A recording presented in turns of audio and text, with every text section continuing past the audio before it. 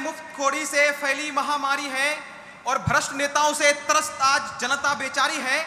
और देश में जब जब बचा चुनाव का शंखनाद हुआ, देश के कोने कोने में गुणगान मुफ्त का नारा हुआ, मुफ्त का नारा हुआ। बीसीएस के इस सम्मानित मंच पर उपस्थित सभी मान्यवर तथा सामने बैठे युवाओं की शक्ति से लबालब यह मंच, मैं आप तमाम लोगों को नतमस्तक होकर नमन करता हूं। मैं मोहम्मद सफदर रजा बिहार की धरती से आपके बीच आया हूं कुछ चुनिंदे प्रश्नों के उत्तर तलाशने के लिए। वो ये कि इस देश के अंदर चल रहे ये रेवरी कल्चर क्या है। किसी भी लोकतांत्रिक देश के अंदर लगातार चुनाव का होते रहना एक अहम बिंदु होता है, जिससे उस देश का ये निर्धारित होता है कि वो देश आने वाले वक्त में कहां जाएगा।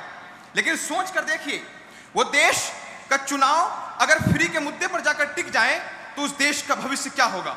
और आज हम सब इसी बीमारी से पीड़ित हैं जिसे रेवरी कल्चर के नाम से सुनते और देखते हुए आ रहे हैं। आज इसी रेवरी कल्चर के नाम पर न जाने कितने राज्यों ने अपनी कमर तोड़ी और भारी कर्ज के बोझ में डूबा है। चाहे वो पंजाब हो, मध्य प्रदेश हो, पश्चिम बंगाल हो, कर्नाटका हो, राजस्थान हो या देश का कोई अन्य राज्य, देश ने सबका बुरा दौर देखा है। और आज किसी भी देश और प्रदेश के अंदर जनता जो टैक्स देती है वो इस उद्देश्य से देती है कि उस देश का भला हो और देश तरक्की की राह पर निकल पाए। लेकिन आज इस देश के अंदर लगातार गरीब गरीब होता जा रहा है और अमीर लगातार अमीर होता जा रहा है। जिस टैक्स के पैसे से इस देश के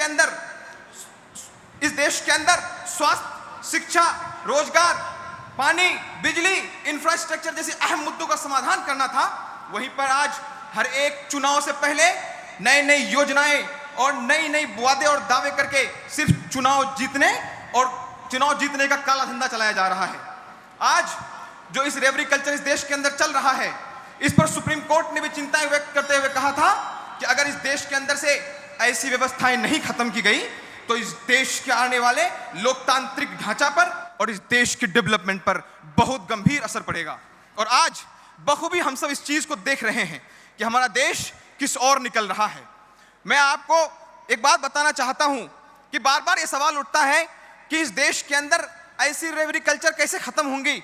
मैं बता दूं कि इस देश के अंदर जब जब युवाओं ने अपने कंधे पर इस देश की उन तमाम नीतियों का खिलाफ करना शुरू किया है, तब देश के अंदर परिवर्तन भी आई है और देश बेहतरी की राह पर निकल भी पड़ा है। मैं उम्मीद करता हूं कि वो दिन आज हम सब युवाओं को मिलकर उस चीज को देखने के लिए कार्य करने की आवश्यकता है। मैं इस मंच से विदा ले लूं, उससे पहले मैं आप सबसे गुजारिश करना चाहता हूं कि इस देश को लंगर नेशन से निकालकर एक डेवलप नेशन की तरफ ले जाने में अपना अहम योगदान दीजिए, ताकि ये देश तरक्की की राह पर निकल पाए और इस देश के अंदर पैदा होने वाला एक एक बच्चा अपने भविष्य को सुरक्षित महसूस कर सके।